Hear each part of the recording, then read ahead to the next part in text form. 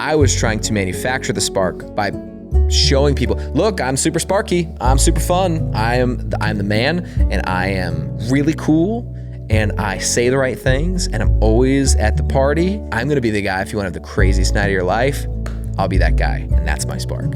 Instead of, I think my spark is what I have to say, and what I think, and how I love, and how I show up in the world. I didn't think that was enough. And we can all look back and just go, why did I not think that was enough? Welcome to this episode of Rooted Recovery Stories. I'm Patrick Custer, your host, and as always, so excited to be here with you all. And my new friend and guest, Spencer Pratt. I mean, Crandall. Spencer Crandall. There's not a lot of Spencers, so I'm just happy to be called Spencer anything. I'll take it. So, yeah, Heidi Montag is not, or Pratt. We're not, none of that's here today. No. This is I've been to Laguna Beach once, though. This is country, not LA. Yeah, that's what you tell me. Okay. So, welcome to the show. Thank you very much. Thanks for having me. Good to see you, man. It's good to see you too. I'm so excited about this conversation, as you know, because we've done some preliminaries and had to say, oh, save it. Come on, we got to save it. Yeah, that's when you know you're gonna have a good time. Is when you're like, don't tell me that. Save it for the show. Yeah. Oh, where do we want to start today? Because I had like 10 different places that I was bouncing back from, and you know, if you were to pitch me on your life, and when I say pitch, not like try and get me to buy into the story of your life, but to help me understand the beginning of your story, where would that be? Yeah, I mean, I'm from Denver, Colorado, and so I feel like it's actually like a really important piece of my story that like I would be an hour away from the outdoors and camping and hiking and fishing outside every weekend. And then I would be an hour away from like the city and Red Rocks and all kinds of like progressive influences and traditional influences. So that's kind of a lot of who I am. I would like grow up almost as like a theater kid for a while who like loved, I was just a ham. I was always a class clown. Just loved, obsessed with like SNL. And then I also played sports because my friends played sports and I wanted to do the like sports thing. And so I got into that. And so I had this weird mix of kind of like this 1-2 punch of like, my first paying job was as a birthday party clown. I don't say that with pride. How it's just old were a you? Fact. I was like maybe 11. There was a clown club at my school. That's pretty awesome. It's safer than you think. Our art teacher was like an actual like professional, what's the like cool circus name? Barnum and Bailey or Barnum and Bailey? Yeah. So he was in that and he was like, basically, I'm going to do a before school program. People who want to, be here before anyway, I'll teach you how to unicycle and juggle and walk on stilts and all that stuff. And it was actually really fun. And then we had some parents at the school be like, hey, is there any way a couple of those kids would want to like come be birthday party clowns at this like 2-year-old birthday party? So me and my friend got paid $15 each. We painted our faces. I have a picture that you cannot see. And birthday party. Can I see it just not while we're filming? Yeah, for sure. Okay, cool. Sure. So immediately when you say that, I'm like, that's so cool. That sounds like a blast. When I was younger, like a little kid, clowns scared the tar out of me. Of course. But for whatever reason, as I got older, I don't think that's the case for all kids. Like, yeah, you're either obsessed or you're terrified. Well, I was terrified. Yep. And but then as I got older, I was obsessed with clowns. And so and one of my older brothers actually went to clown school. Like, sick. It was while he was in college. I don't even know exactly what it was for because I don't think he ever did anything professionally with it that I know of. I'm not sure. But I know that he thought it was funny for me to be terrorized, and he would come home and like he was 17 years older than me. So like Gotcha. Old enough to know like you're tormenting a kid anyway. But I would like, he would come home knowing in the full garb that me seeing him would just like, whatever. And he would come find me on purpose. You know? So that's what brothers are for. Yeah. Right yeah. And, but later on, like I said, became obsessed, love it. And when I think about, obviously I love people's stories. I love knowing about like the good, bad, and ugly of the parts that make the person up sitting before me today. And I can't help but wonder if, you know, at 11 years old, like how, when you think about getting dressed up, putting makeup on and performing in front of a bunch of kids, like that is some serious, ego stretching, like it really tests your ability to get out of your skin. For sure. Especially as an 11-year-old, right? Like you don't meet a ton of 11-year-olds that are like dying to get up in front of their peers. Right. Or I was the opposite. I had teachers, my parent-teacher conferences went like this. Spencer's a lovely kid. He's doing fine in school. He's a smart kid. We have to get him to stop talking, and we have to get him to stop performing for the entire class. Because if a teacher would let me, I would do a tight 5 every day of just made up stand up about what's the deal with crayons, right? Like just have people laughing. And the teachers loved me because it was fun and I was a good friend and all those things. But I was definitely a distraction. And so my parents would be giggling in the car trying to tell me like, you can't do that at school. You can do that at home. And I would have, my grandma would put on, you know, like the Christmas pageant every year. And I guess I'll use the word a dictator. I would get all my cousins to say like, you are Rudolph. Here are your lines. We're doing this. You were the That's director. not a funny bit. That's not a good joke. We need something better. I need you to punch that up. I would direct the whole thing. I was always just really interested in getting people to laugh and entertaining. And then, and music was just, it was free drugs. I just remember being a kid in like the backseat of my mom's Suburban, listening to Don't Take the Girl by Tim McGraw, like crying as a little kid because I could see this like movie. And it was so beautiful. And I was always like a deeply feeling kid and probably a more sensitive kid. And so I just remember being like, if I could entertain people in any way, making them laugh, making them feel this way with music, I want to figure out a way to do that. But then I think life kind of tells you, hey, there are these people who are doing it. And then there's the rest of the world. And that's not a real job. That's not like a real thing you can do. So I just was like, okay, I'm just going to go play sports because my friends play sports. And I went really hard at that and I loved it. I played football. I wrestled, track and some other things. And then played high school football, went to go play some college football, got 2 shoulder surgeries, had no idea what to do with my life when I got to, shout out Mesa Mavericks, Colorado, Mesa University, D2. And my whole plan was to do that for 5 years so I could figure out what I wanted to do with the rest of my life. And all of a sudden football got taken away from me and I kind of was forced to like actually think about what I was going to do. So I did not know what I was going to do. In the interim, I picked up a guitar that I had stolen from my little brother. It was like a $40 Walmart guitar and I had stolen it and brought it up to college. And so I just started to learn some chords and some covers. And then I kind of felt that feeling again of like people would come over and we'd be drinking in the dorms or whatever. And I would play a song and I'd watch people's eyes light up. And you're like, oh, I actually love this. Like I kind of let this go because, you know, most people in your life are like, that's not for you though. It's not for like normal people. And so all of a sudden I got to tap into that again. And again, it was free drugs. I was like, I have to try this. I have to chase this. And so I just started posting a little bit. Question. Was it the feeling of being important or the feeling of watching your gift change people's mood and lift them up?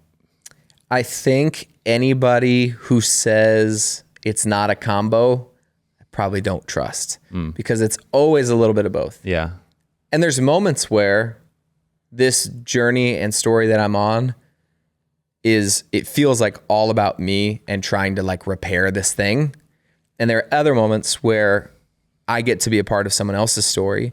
Like I just surprised a bride and groom at their wedding for their first dance, which was like incredible. And in that moment, it has nothing to do with me. Yeah. I don't feel special or important. I feel like I got to make them feel special and important.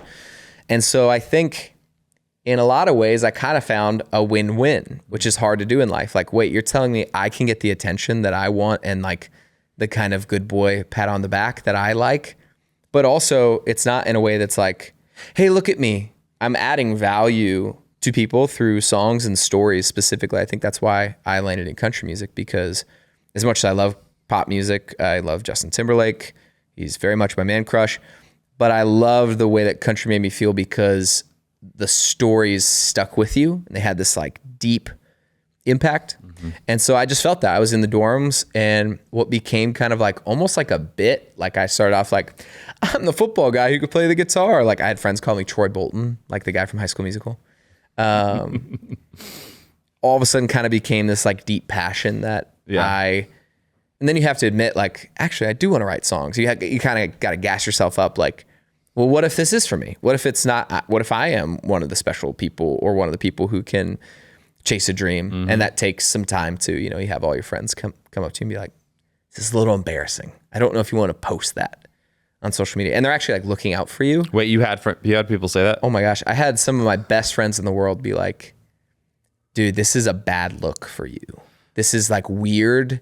Wait, and now like cringy. Looking back, were the videos they were talking about, was it just the specific? Right, because you don't know, right? Do you agree with them now about those specific videos, or were they just saying in general, you posting your music was cringy? It's probably a combo. Like, I'm sure there are some videos. I do this like even now, like 6 months ago, I can look back and be like, it's not my favorite video, because I post a ton on the internet. So a lot of it is just go, and then in 10 years I'll look back and be like, what was bad, what was good? I feel like maybe we all can relate to that a little bit, because I mean, you know how, and I kind of hate this, I don't love the whole memories. I don't know why. And that, I think this is a me thing on social media that's like 3 years ago, blah, blah, blah. And so much of the time I'm like, ugh, why did I think that either how I typed that, or, you know, how I wrote that, or, you know, whatever, because we're all constantly growing. And then I think we forget, like, we're just evolving humans that, you know, improve over time. Like, the old versions of ourselves aren't any less worthy of. Absolutely. And it's how you are who you are today. Yeah. And it's the trial and error. So like when I look back, I think there's the first and loudest voice that is cringe.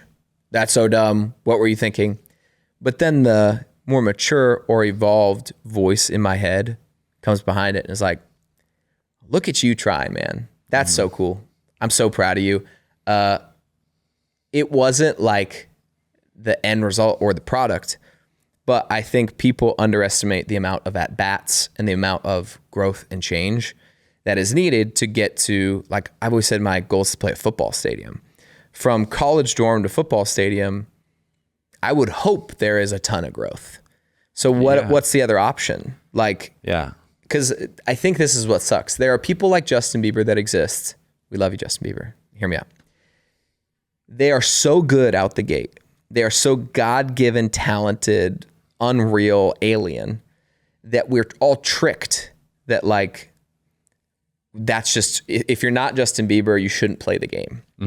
And I had never picked up an instrument. I never sang before, and I'm 19. So I didn't have the choir training. I didn't have guitar lessons. So the first so all your like performance in the younger years was literally just like comedy. It's just like in the classroom, at dinner tables. I did some plays because I thought they were super fun. But yeah, like around 6th grade, I just went full sports. I didn't think about it again. Okay. I didn't take guitar lessons. I didn't sing in public. Did you have musical background in your family at all? My great-grandfather on my mom's side was an incredible musician. He wrote and composed and was the, conductor of a full symphony orchestra in Colorado Springs for decades. Went over to China and toured and did some incredible things as a musician. So, and he played in like this really cool 7-piece like country band for a long time. So he was an incredible musician, played every single instrument in the symphony, horns, strings. Wow. So if there's music in our family, it's probably from him. Yeah. I have a couple uncles who are incredible musicians. One related to me, one that's like my aunt's husband. So music was always around. People loved music. People talked about music so fondly. So there was this like kind of natural bent towards appreciation of art, music, and things. But again, nobody was going, you should do that. That's Yeah. totally for you. But growing up, I'm curious, where was your leading consumption of or persuasion of from music? Like, were you heavily involved with the church? Heavily involved with the church, right? So that's a key detail. I think a lot of people would be shocked, especially Nashville, if you have musical ability and talent. A lot of times it's because you were so heavily exposed to incredible musicians through church. Yeah. And so I grew up super, super, super Christian, and I was at church Wednesday night, Saturday morning, all day Sunday, help cleaning up. My mom worked at our church. Okay. So we would be there. And I did sing in the kids choir till I was like 10. And then again, I had some friends who were like, that's dumb. So I was like, yeah, for sure. That's so dumb. I'll never do that again. So that was my experience and exposure to music. And then I have an older brother who was incredibly curious about music and downloaded LimeWire onto our computer before like anyone. I promise you, Justin Crandall was the first person that ever downloaded LimeWire. Did he also get your computer's first virus? We went through 3 different computers. My family threw them in the trash. Like Geek Squad came and just said, this is the time of death for this computer. It's long gone. But we downloaded thousands of songs. Sorry to all the artists that I ripped off. But because of that, I would listen to, so like I'm in the car with my mom and we're listening to the Dixie Chicks or the Chicks and Keith Urban and Michael Bublé. And I'm getting this kind of like almost top 40 taste. I get my dad's old school or traditional country, like, I'm going to show you something. This is Johnny Cash. Like, this is the real deal, right? And I have my older brother who's finding everything that's brand new. Like, I just remember he showed me like Skrillex before anybody. And I just was like mind blown. Because again, this is before EDM, which I know is like sounds hard to believe. There's just certain things that we listen to, like we'd listen to Tech Nine and then we listened to the Justin Bieber album because you had access to it all. So I never listened to music like this is music, it's country, or this is music, it's just great songs. Great artists make great songs. Sometimes it sounds like this, sometimes it sounds like that. So I was heavily exposed to music through the church, my parents, and my brother. Yeah. But again, just going, I love all that. Cool. I got to go get a 9 to 5. Because that's what everyone does. Yeah. But then you picked up the guitar, started playing, started posting, got the messages that you were like, screw it. No, whatever. I'm not listening to that voice. And yeah. People that later, like best friends of mine who were like, hey, dude, I think it's a little cringy. I'm just looking out for you. Later texted me like, hey, dude, I see you're playing Colorado. Do you have some tickets for me and my girlfriend? We'd love to come hang with you backstage. So if anybody's watching this and they're just getting started and they're at that stage, it all comes around. Nobody, who is telling, not saying I'm any level even similar to this, but like someone told a young Brad Pitt, like, hey, dude, the acting stuff, that's like cringe. And I think the word cringy stops like 99% of dreamers. It's like, well, I'd hate to be cringe. And then the question I always ask myself is like, who are the people I'm trying to impress? Like Peyton Manning's not looking at a young quarterback going out there all day, busting his ass and going like, oh, cringe. He's going, dude, that's sick. Keep going. That's how I got there. Well, something that I think is funny is because you can find, I mean, maybe not with Justin Bieber, but like with a lot of, a lot of great singers that you like could think of today. You can go back to people that are idolized, and the internet's got it live. But for whatever reason, I don't think it's a salacious story. It doesn't get sold. It doesn't get clicks. So people aren't bringing up, Christina Aguilera at 15 misses, a run. And it's, you know what I'm saying? It's like, well, now she's Christina Aguilera, so right, and that was then, and she was developing, or all the development, right? Yeah, right.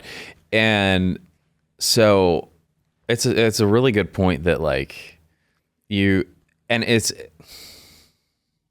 like you said, I hate to even use that word cringe because it's like cringe might be the feeling that someone close to us, or we might feel in the moment because it's not as perfect as we wish it was going to be. But you can't improve if you don't start somewhere. Yep. Which is, I mean, I'm repeating what you just said, but like, no, it's my so gosh. real, right? Like anything I feel like I'm good at, I was once terrible at. And I have people who will message me, hey, I want to get into music, or I want to start posting on the internet. What should I do? And I'm like, remember when you first started to drive around with your parents? They would tell you, you almost killed me. It was terrifying. You were so bad, I thought you should never have a license. But then you just keep going. And the next day you weirdly get 1% better, 2% better. If you can get through the beginning stages and just say, yeah, I'm a country artist, that's what I do, and just head down, that to me is the hardest part. I think that's where 90% of dreams go to die, is that first post, that first month, even that first year, because then most of your feedback is no. You got to be able to eat like thousands of no's and just take them on the chin and be like, yep, I understand where I'm going. I don't need everyone to understand. And this is the really hard part. I'm lucky enough that my parents, I took them to, I don't know, I remember this Outback Steakhouse when I quit football. And I said, hey, I know you see me posting on the internet. I have like, at the time it was like 50,000 Instagram followers. I'm starting to feel this feeling like I could do this. Would you guys kind of help me, support me, and like maybe help me make a song or something? My parents said yes. I'm so lucky in that regard. They didn't balk, they didn't blink. They were like, yep, for sure. We see you, we see that you're talented, and you've proven over the last 6 months to a year that you're serious about it. So let's go, let's do something. Most people don't have that luxury. Yeah. Most people don't have that privilege. Most people have the opposite. Spencer, please don't do that. Right. We have a car mechanic shop. Your grandfather owned it. Now your dad has it. You work there. Like we want the safety and the comfortability. Mm-hmm. So I understand where those hesitations come from. But I think for a lot of people, our dreams are on the other side of going, I love you. You'll understand later. You have to take the bet. Look, I see a thing that you don't. It doesn't mean I don't respect you. Doesn't mean I don't trust you. Doesn't mean I don't think you're so smart. But in this one area, I think I might know something that you don't, or I might have a feeling that you don't. I don't know if my parents said no in that moment, if I have the guts to go against that. But I think a lot of people have to. Yeah. And so it's just the sitting down with yourself and asking yourself, okay, self-awareness. Do I really feel like I have what it takes? I was delusional enough to say yes. I probably still am. So like a healthy amount of delusion and meets like reality, and then head down. I will not listen to a singular opinion other than mine, and maybe building like a wise council of people who I'm like, look me in the eyes. Does this song suck? And someone going, yes. Don't quit, but do not put this out. You know, if you can kind of build that, then I think you can get dangerous. And that's what I did. I built. What you're describing is a lot of noise happening figuratively, and not noise coming out of your mouth, but noise, you know, right? Yeah, like outside noise. Outside noise. And, you know, you just described having to identify what people that you were going to put stock in their word. How did you figure out like who, because there are always going to be people as you rise, no matter what field we're in of work, but especially when it involves any bit of art and visibility, when typically I think in realms where success usually involves a level of visibility and / celebrity.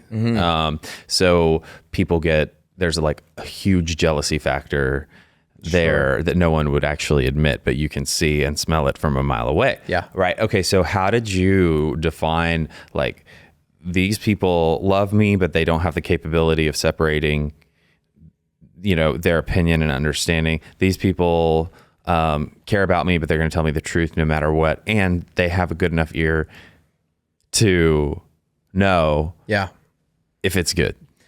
I would love to look back and say I did that super gracefully and well. I think it's more trial and error. Yeah. And I think it's just getting comfortable. Almost all of this comes down to your comfortability with failure, micro and macro. If I can fail over and over and over again, even in trusting someone and going, do you think this is cool? And they go, nah. Okay. Then they maybe get moved to the other side. And that's just kind of the sorting out, especially at the beginning. You don't know. It's more like the game Clue or whatever, or not Clue. What's the one where you flip down people's faces? Guess Who. I love that game. It's so fun. Yes. After this, we're going to play Guess Who. Yeah. But you go, okay, are you trusting? And you flip down somebody's name. Are you actually going to support me when things get tough? Or are you supporting me because you feel like that's the right thing to do? Flip it down. Like there's kind of this natural progression. And then I picked my head up over the course of a year or two and saw the people that came and watched me at a restaurant in Denver called Lodo's. And I was literally singing. They accidentally left the music on and the manager was like, you got it. You're good. So I'm like singing really loud over the music, another song in a different key. And I had like 40 people come to that because they just saw me. They witnessed me. They said, they didn't say, you're incredible. They said, we love you and we see what you're trying to do. So there's moments like that where you can go, cool, I'm tracking. You show up to everything. And then who are the people who somehow are always busy and somehow never comment on my Instagram? And somehow here it comes back to me. You know, I had a friend growing up and it just kept getting back to me that he was making fun of me behind my back. And so I just naturally let that relationship die. I just stopped watering it. There's only so much energy and resources you can put into watering and growing relationships. That's right. And I think that's the trial and error. And accidentally, I think we all water something and it gets huge. And you're like, you're telling me I have to let that one go? You're telling me I have to let that one die? And sometimes you do. And that is just playing the game, being a practitioner of life, getting your hands dirty, instead of being on the sidelines. Because I feel like although there's lots of hurt in the failures, the micros and the macros, there's also so much more fun, for me at least, to go, at least I played the game. I put out a song a while ago called Didn't Do, and the tag was, I'd rather regret what I did than what I didn't do. And it like haunts me, like my own song. Like I'll be lazy or whatever during a day, and I'll be like, I know I have to get going. I know I have to get back on my horse. Or I'm scared. I'm like, I'm not going to put that song out. It's like, well, I'd rather regret putting the song out and seeing what happened than never putting out the song and wondering what would have happened. That's always what kills me the most. This podcast is brought to you by Promises Behavioral Health. If you or a loved one are struggling with trauma, addiction, or mental health, we are ready to answer your questions and help you take that next step. Call our admissions center at 888-648-4098 or visit us online at www.promises.com. Our team is ready and waiting to answer the call for help. That was huge what you just said about what I would put in the category of relational alignment. I mean, because I'm constantly thinking about how does what, you know, the person I'm interviewing, you know, this dynamic that they're saying, how does it relate to the average person that, you know, isn't on stage all the time or whatever? And man, that's something just struck a chord in me so much, and I'm sure a lot of our audience, when you said that about we've watered, we've nurtured, there's that relationship that we put so much into, and we feel like, how is this just? Like, why should I have to let this go? I've worked so hard. How could? No, but that's not fair. Like, this should just be fixable because we're bound over history and we put so much into it. Or blood. Like it's like which people's makes it moms, even harder. Yeah. People's best friends, their sisters, these people who they have 25 years of relationship with. Yeah, it's a lot. That's a lot. I feel super lucky. I did have the support. I know a lot of people listening don't. Yeah. And that's where, like I said earlier, can you get comfortable with going, you know, like in my family, we kind of have like a no religion or politics policy. Oh, and it serves us what's really that well. Like? It's really great. And it has nothing to do with like calling each other dumb or calling each other wrong. It's, I love you so much and I understand the areas of our life that are life-giving. And I understand the areas of our life that just cause nothing but friction. And we're just going around in circles. Yep. So can I give somebody a lot of my heart and but just not this one piece? This is for me, or this is for somebody else. Like, my parents were always in the music game. My mom was selling merch for me and like calling people over before they leave the show. Do not leave here without a hat. Like, joking with people. Like, I'm lucky. A lot of people don't have that. So find your merch people and your people who are willing to show up to every show or to listen to your songs and give you honest critiques. But maybe that isn't your parents. Maybe you could say, I love you guys. We're going to talk about everything. For now, I don't want to talk about music. It's okay. I'll let you know when I'm ready. I think it takes some pressure off that relationship too. That's another way. I think a lot of people can try that. Again, I got super lucky. I had a lot of support. I have best friends who, my college roommate, Jeff, would sit there and painstakingly listen to me learn the guitar. He would pound on my door sometimes being like, dude, it's 1 a.m. and I have a test in the morning. But he knew what I was trying to do, and he supported me and he loved me. And find those people, surround yourself with those people, and doubling down with those people, and just naturally releasing some other people. I think that one of the best pieces of advice you've said so far is basically just through explaining what you did. I think many of us waste so much time trying to save a relationship we poured so much into, and we don't feel like it's fair that we're having to, end it. And then if the decision's made that we need to end it because we feel so wronged because of whatever happened, we put so much like negative energy into whatever that is, rather than just letting it go and taking all that energy we could be investing in what's dying anyway and putting it into these people that you're talking about. Absolutely. And so, absolutely. What a great piece of advice. So, your life sounds like it was just great up until this point that we're talking about. I mean, like, great anecdotes, great people, some of them not so great, so they fell away, but like still we're on a roll with a great narrative. Yeah. Where did that take you? Well, I feel very lucky when I look back on my life. I don't think I have like capital T trauma. I think I have like lowercase t trauma, and it's, everybody has their stuff. I think one of my like bigger things that I dealt with was that I have this group of friends that I'm still friends with. Like, I've known half these guys since I was like 3, 4, 5. And we played football together and just like did life together. And when I think back on my life, I'll think of us driving around in trucks and chewing tobacco like ding dongs, and just like having a blast. But we all had older brothers, and our older brothers were about 4 to 5 years older than us. So when we were 12, they were 17, sometimes 18. And we just got exposed to a lot of stuff that we thought was really normal. And we thought that we had to grow up to like rise to that level to be them, right? So I started drinking probably at 12 was the first time I got drunk, and probably didn't stop drinking every weekend until I was 22. So I drank for 10 years, starting at the age of 12. But again, it's bored kids I come from like a big town, but it was divided into like where your high school was, and there was all these big 5A high schools. So you really didn't leave that little area. Our world felt very small. So you drive to King Soopers, then you go to Chipotle, then you go to the high school, then you go here.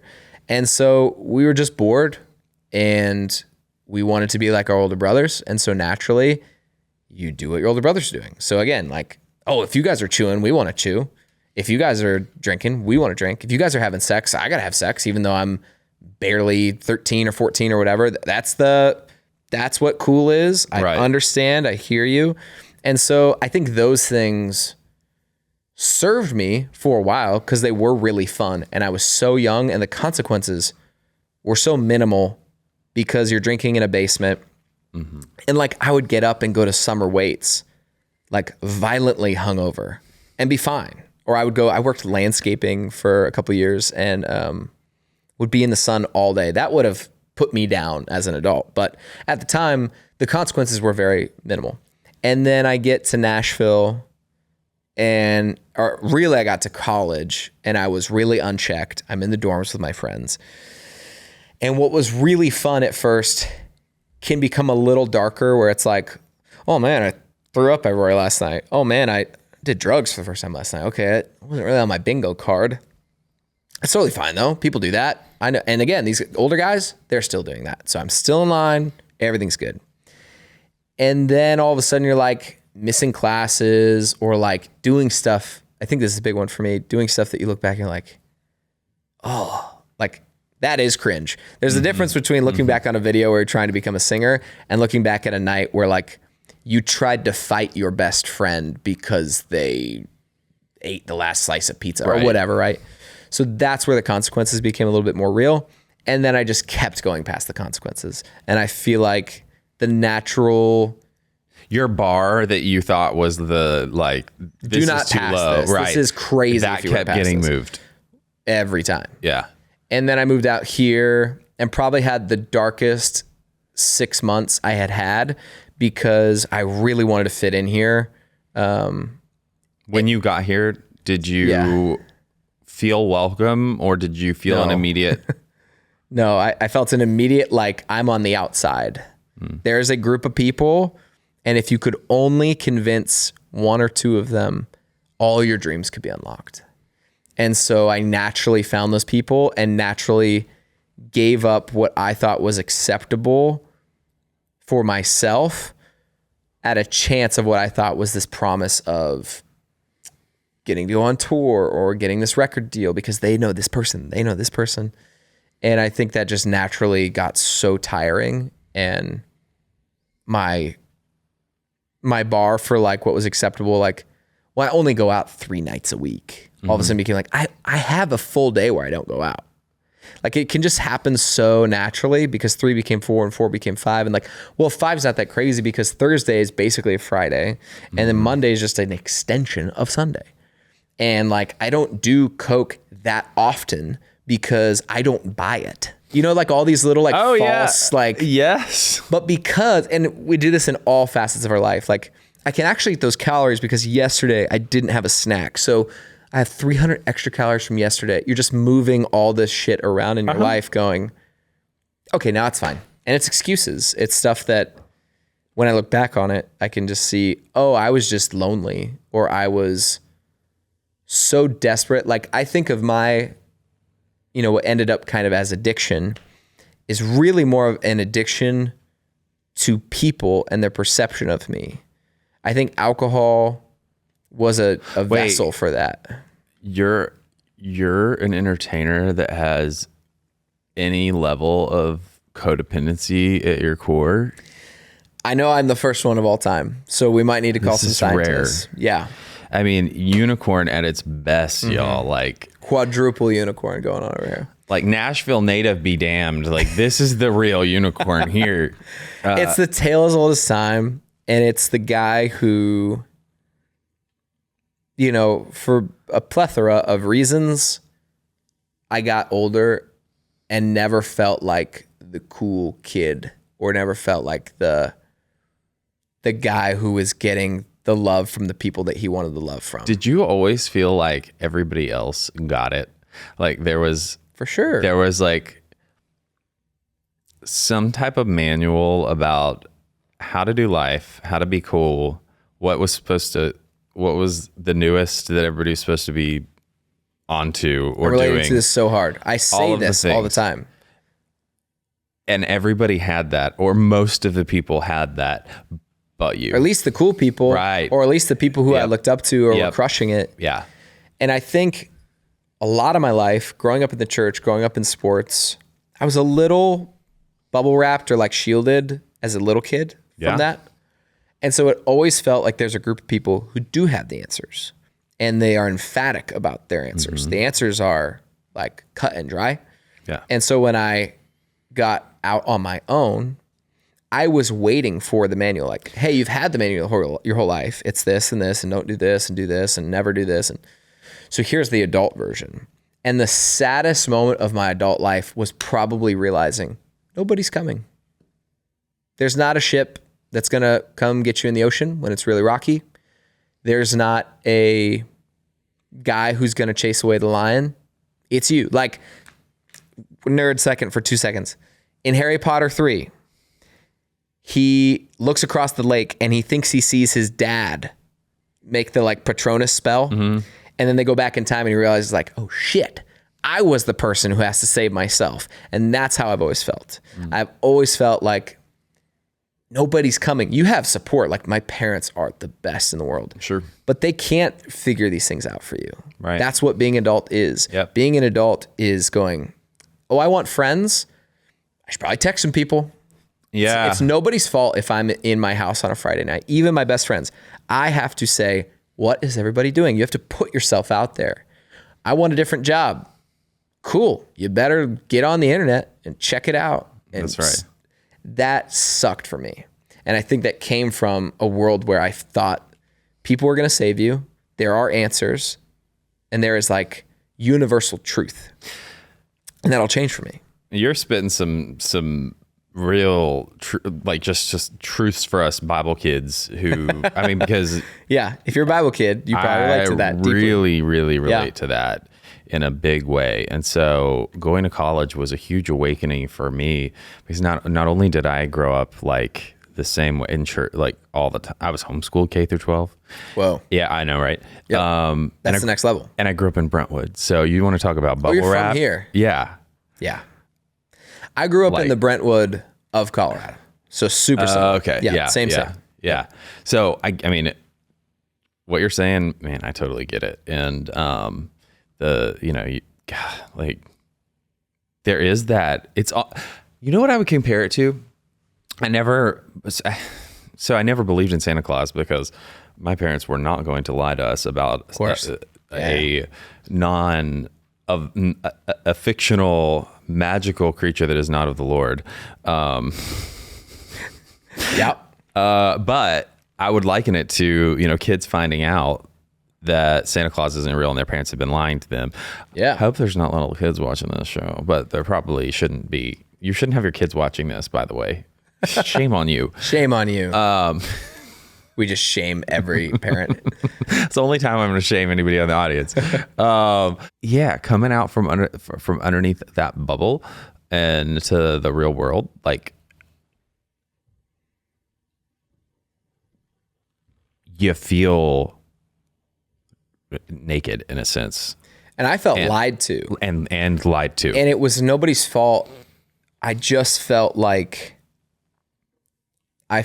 there was this version of life that I was so comfortable with, and I had a really hard time letting it go.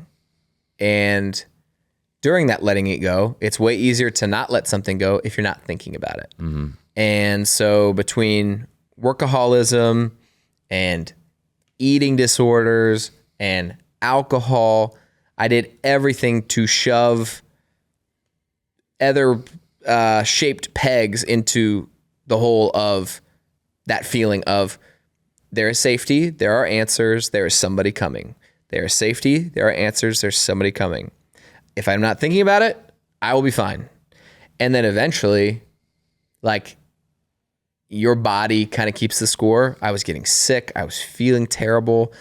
I was like angry. Like, I'm not like a really angry guy, but I felt a ton of like internalized, like, I was just mad at something or someone. Like, you're telling me my whole life I was told a bunch of this stuff, and now I'm figuring out that maybe that's not true. Mm-hmm. Did you not care about me? Did you not want me to, like, that's the kind of like anger that was inside me. And so it took me some time, man. It took stop drinking. I guess I'm 7 years sober.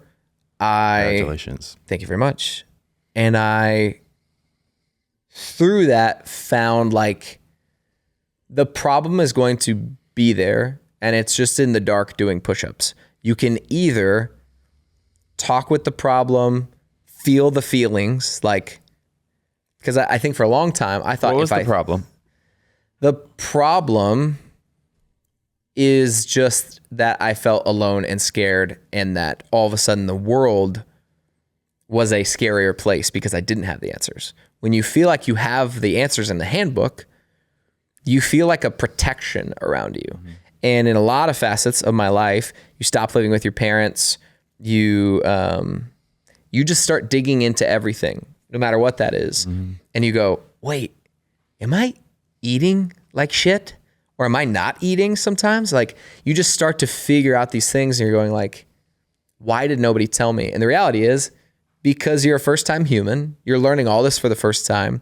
So I can look back on that with grace and going like, oh, dude, you're just, when I was 21, I thought I was an old man. And now you look back, you're like, you're a baby. Your brain is scientifically not done cooking. That's right. You're still forming so much of who you are. So I was so frustrated by that. I was so frustrated that the world felt scary and the world felt out of my control. And I love control. Yeah. It's the best. It's the best feeling in the world where you feel like every time I do something, the result will be the same. Well, I think because we're so motivated as humans, we're so motivated by fear. And what is the worst fear? Fear of the unknown. Fear of the unknown, because it'll get you. Yeah. And you'll be done. Right. And I always felt this urgency of life. My dad's dad died at the age of 42. Oh. And my dad was only 11. And I think it really informed all of us like, hey, death is real. And it's not this thing that you see in the movies where like people just fade away on a ship or, like in Lord of the Rings. Like, it's a real thing and life is really precious. And it actually made me want to hold on to life. Yeah. So like, that's what probably my work left to do, along with a lot of other work, is to not let go and like, who cares, who gives a shit, but let go in that I cannot control this. I can only control my day to day, which makes weeks to weeks, which makes months to months. But I can't worry about months and months and months from now. I have to worry about, am I drinking enough water today? Am I eating right? Am I calling my brother? Am I a good friend? Am I angry in traffic, or am I going to give people grace? Okay, those are things I can control. World politics maybe doesn't serve me to hold so tightly. The answers of the universe definitely doesn't serve me to hold so tightly. And what it is my back's always thrown out. I have horrible TMJ. It's a actual like physical holding that I do. And I think the healthiest version of myself is trying to release so much of that stuff. It's okay. I forgive myself and others for anything that happened in the past. Right now, I am safe and I'm in control and I'm doing the best that I can do. And I heard a definition of anxiety a long time ago that was like, I feel small and the problem's only getting bigger. And I think as I get older, the best thing I can remind myself, because that's out of control, right? You're an ant in a hurricane. Yeah. I'm going to get thrown around and it's going to hurt. Versus what is probably reality is to remind myself, I'm actually really, really proud of myself. So I'm not the size of an ant. I am me. And maybe what's coming is a wave. And I might get thrown, but maybe I don't. I have to wait for the wave and I will see what's going on and I will make decisions. But I cannot live in the fear and the holding all the time. It will kill you. It, like, at least for me, it will physically kill me to do that, as I'm like, my shoulders are killing me. No, that's the case. That's the case for everyone. I truly believe. I mean, and there's scientific backing behind it.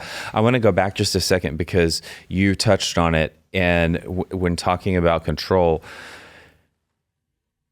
I mean, my brain immediately goes to, well, actually, you didn't touch on it. You glazed over it, moved really quick past it. Eating disorder. Yeah. You're a man.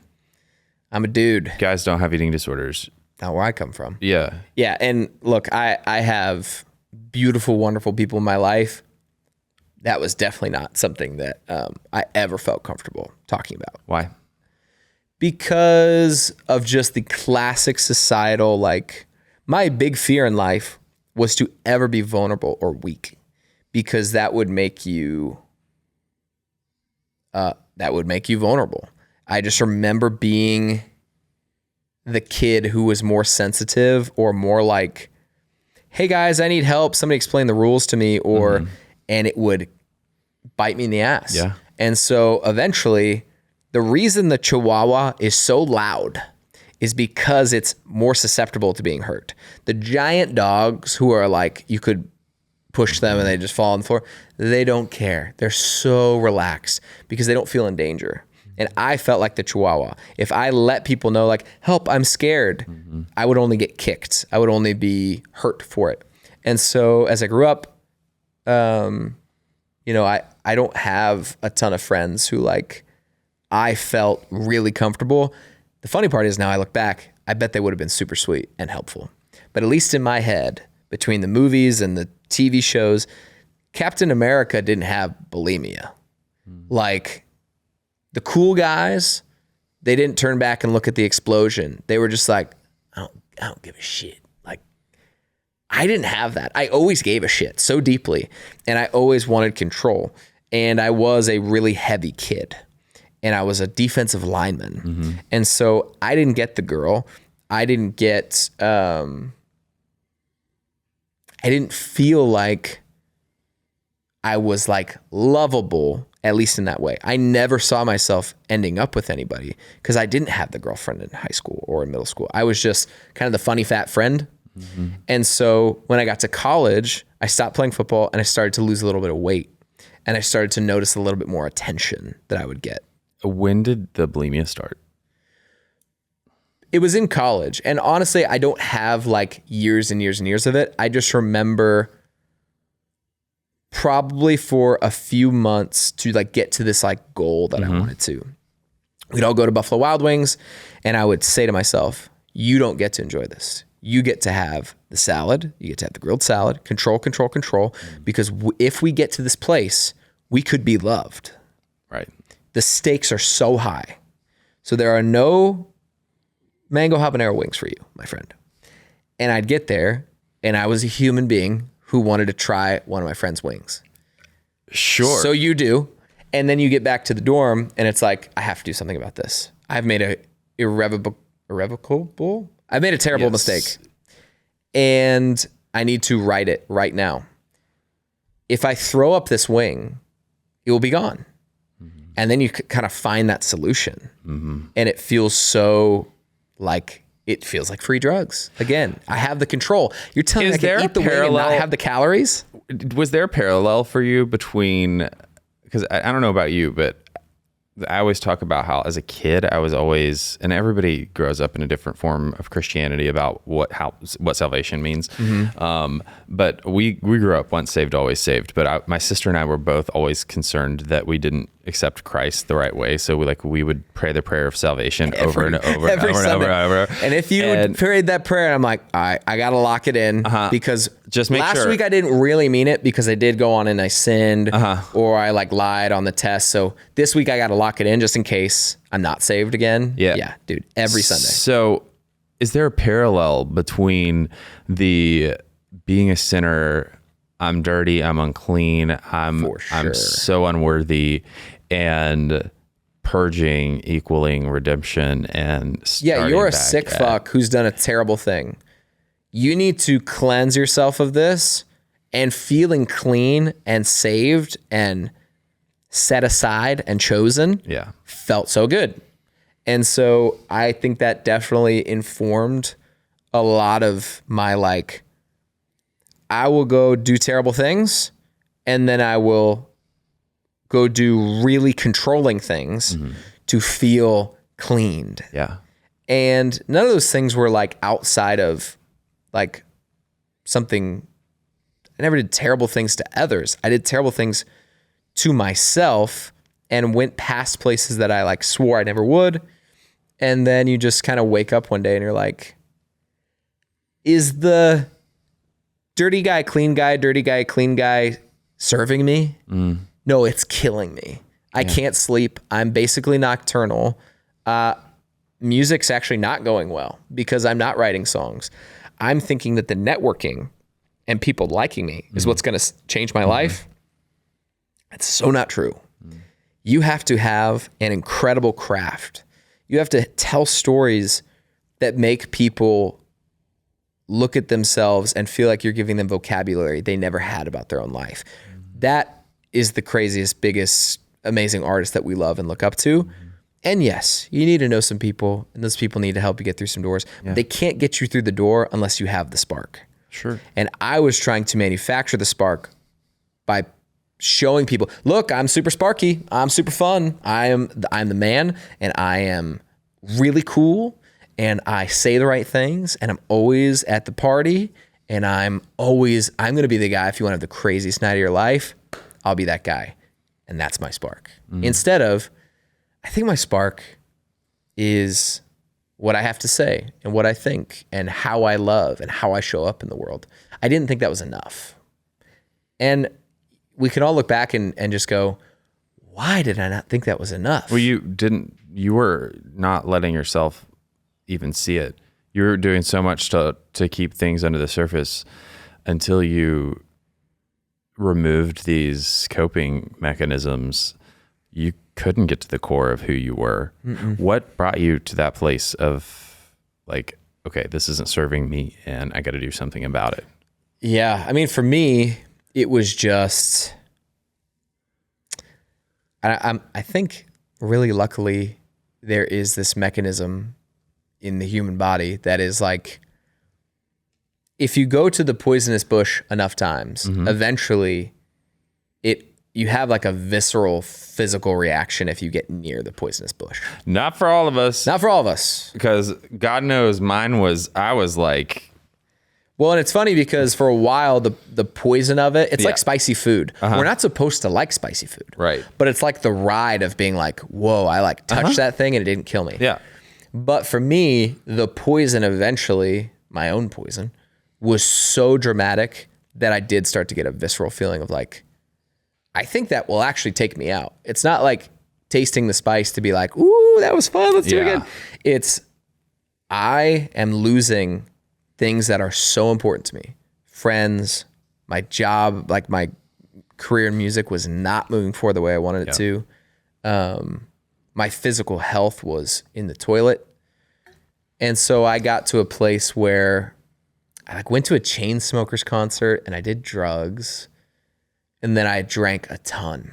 And I woke up and I went to brunch. And for the first time in my life, I felt no good chemicals made in my brain for about 24 hours. Like true, if you're listening to this and you have this, you know the feeling. It's like true despair.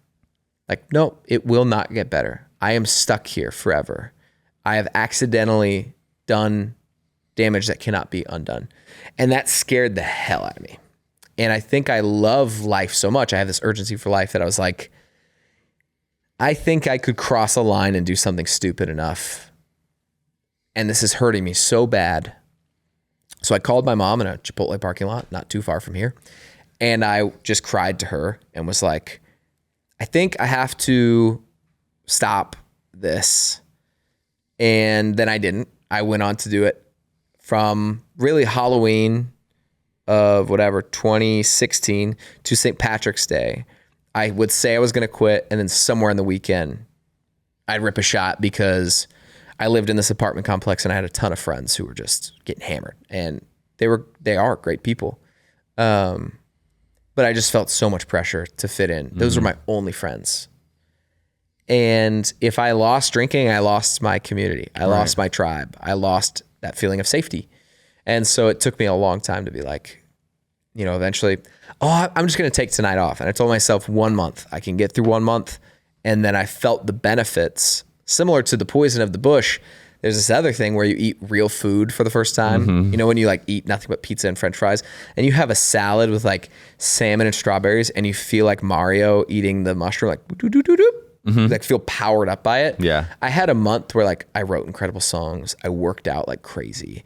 I connected to people in a way that wasn't like through this lens or mask that felt really true and cool to me. And I kind of got a little addicted to that. Yeah.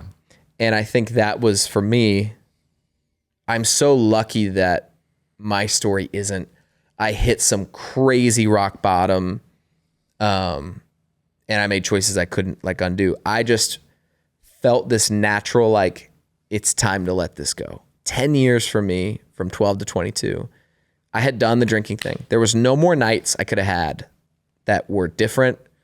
I've stayed up. I watched the sunrise. I've done the drugs. I've done the other drugs. I've done the drinking and the drugs. there was nothing left for me to do. I was bored of it. It was hurting me. I was so sad. And then I felt this other thing, which was like, what if I'm enough? What if my heart and my spark comes from this other thing? And that was really encouraging. And I started to surround myself. I met one of my really good buddies, Scott Porter, at the time. I met him at that time. We're still great buddies. And he's never drank in his life. So he didn't know anything different. And I just slowly stopped watering this plant and watered this plant. Yeah. Stopped watering. Okay, on a Friday night, we're going to go watch a movie and I'm not going to go to here. One decision. Yeah. One decision. And again, for me, it didn't feel like I had to announce on top of a mountain, I am sober. Anyone who drinks around me, get fucked. That was not it. It was, I'm going to do this quietly, guard it a little bit, even like lie and make up excuses and say, oh, dude, I don't feel good. You guys go out without me. Yeah. That's what I needed in that time. And then once I had a little bit more confidence in that, I started telling people like, I don't know if I'm going to drink for a while. And a lot of people in my life were like, that's awesome, dude. I love that for you. And I was actually shocked by that. I think a lot of us would be shocked if you tell some people in your life your dreams both ways. You'd be shocked how many people would laugh at you that you need to stop watering. And you'd be shocked how many people would be like, can I help you? Do you need anything? I would love to support you. Yeah. And I had some people, like, especially my parents, they're like, you let us know. We'll Yeah. fly you home. We'll send you to rehab, whatever you want to do. I just, for some reason, could get through 1 month and 2 months and 3 months. And then I Yeah. blinked and I had a year. And once I had a year, I just couldn't see myself kind of going back. That's a really beautiful. And, you know, they say that, what's his name? Johann Jafari. I definitely know that I just screwed his name up. And We love you, Johan. yeah. We don't Yeah. know how to say your name potentially, but this person is definitely the person that coined the phrase that, that connection is the opposite of addiction. And I would definitely say that connection is the opposite of really all of the unhealthy coping mechanisms that we use in an unbalanced way. And so how beautiful that you were able to do that simultaneously, you know, in that process. I'm just curious for, you know, in the solution side of things, connection, yes, is always an antidote and hopefully the landing place, like, right, for us to get to in healing. But were there any other modalities that helped transport you to that place of addressing the little T trauma? Yeah. I think I started to seek out like really wise teachers that felt timeless and like said some things that I needed to hear, even though they were hard to hear. Like even just podcasts and books and stuff. And I just became a voracious, I think through partying and like addiction, I was giving so much and I was trying to get something back. And for the first time I was like, I'm going to become a student again of like life and try to figure out what I think is true and what I think is like timelessly good and helpful. Yeah. And that can be hard. There's some lessons to be learned in there, but I think something like stoicism was like really helpful to me. Understanding control, where control comes from, what I'm trying to do by like people pleasing. Yeah, I mean, during that first year, I would replace, you know, going out and just say, okay, what do I really want out of this life? I'm going to listen to a podcast. I'm going to write a song. I'm going to whatever. It didn't always like especially those like first 6 months from like Halloween to St. Patrick's Day, I failed. But I think if there's any part of my story, it's just I failed faster and more often than other people and found out that on the other side of it is just what I wanted. And once I could start to feel that, there's like this old thing in, I heard on the Pete Holmes podcast, he talked about there was these video game programmers and they were trying to find like what things to put in the little block in Mario Kart when you drive through, like what things you could get. And so they put up like a sign or something in the offices, and it said, fail fast, find the fun. Create as many things as you can put in the box, and we're going to try them all out. And they came up with like hundreds and hundreds, and they found 2. But they just failed fast. They said, over the next 3 weeks, we don't care what it is. If it's a shoe, cool, now you're running. Okay, we'll try it out. Not fun. Fail, fail, fail, fail, fail, fail, fail. Find 2 things. They're like the things that we remember from the game, like the big bullet and like the infinite mushroom thing. And I kind of felt that in that season of my life across a lot of different parts of my life. This thing that I was so afraid of, which was failure, is actually the only way to become who I want to be. I have to do this as fast as possible, and I have to not give a singular shit about what anyone else thinks, because in a couple years I'm going to be dead and they're going to be dead. And I heard this one time, like 100 years new people. I was like, you're telling me every 100 years there's just brand new people. Nobody can tell you what about this guy and where he lived and this girl and where they lived. You're not as important as you think.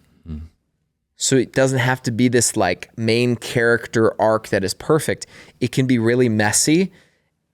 And why would anyone else's opinion, like I heard this other thing one time, it was like, why would you ask for advice from someone that you would never, like basically that you don't trust? Yeah. And I felt that way across so many pieces of my life. I'm like, I'm not going to ask that person for music advice. That's not the person I'd go to anyway. Yeah. So why am I accepting the criticism of, I think maybe that's what it was. Why would I accept the criticism of someone I would never ask their advice? Mm-hmm. It's like, who are you, person that has never done this before? And I'm going to bank my whole thing on this? No way. I did that across sobriety, across music, across friendships. And that was like, to this day, if I get off track, I try to really plug back into that. I try to plug back into the like, I gotta probably go mess this up a little bit so that I can find something and then keep moving forward. Hell yeah. That's how I've learned every single one of my lessons in life. I don't think I've learned a single thing for somebody giving me advice. Nope. I mean, I've gotten the advice given to me, then I had to go make the mistake, and I'm like, hey, yeah, your advice is great. Yeah, then you come back and you're like, yeah. So I told you to fuck off. And then now I'd like to tell you that you're very wise. Yeah. And yeah, it sucks. There's no one coming, right? That's the lesson. You got to be the person coming to save yourself. I want to ask the most important question. I always save it till the end. You know, for that person that's resonated with any part of your story and that feels like they might be the only person tuning into this episode, we're so glad that you are. But also, Spencer has something that he wants to say to you, which is your final word of encouragement to them. My final word of encouragement. He wasn't prepped for this, by the way. So this is on the fly. Yeah. I think we are so fast and quick to give grace and kindness and forgiveness to people we love, but never to ourselves. And that comes from a lack of self-love because we were told that that's weird or off or... So I would say my last words are to really get in touch with why you deserve like infinite amounts of grace and kindness and forgiveness, which is, this is your first time here. You've never done this before. How could you possibly know, I'll speak for myself, what to do as an independent country artist at the age of 29 living in Nashville with a girlfriend? And I couldn't. I've never done this before. If you see a kid try to get up and walk, you're not like, what an idiot. He's never done that before. He's not able to do that. You go. You got this. Love, gentleness, encouragement. Try to think of yourself as like a different person and to say, okay, if I'm in the therapist seat or if I'm out to coffee with a friend, what would I tell this person?